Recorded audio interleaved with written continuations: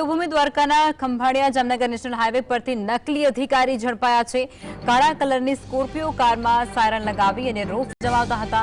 કોઈપણ જાતનો હોદ્દો ન હોવા છતાં પણ અમદાવાદના બંને યુવકો સીઆઈડી ગુજરાત સ્ટેટના ડુપ્લિકેટ ઓળખ કાર્ડ બતાવી અને રોફ જમાવતા હતા। ખંભાળિયા ટ્રાફિક પોલીસ દ્વારા સ્કોર્પિયો કારની તલાશ કરાતા તેમાંથી દારૂ અને બિયરનો જથ્થો પણ મળી આવ્યો। પોલીસે બંને આરોપીઓ વિરુદ્ધ અલગ અલગ ગુના દાખલ કર્યા છે અને દ્વારકા જિલ્લા પોલીસે આ મુદ્દે તપાસ હાથ ધરી છે।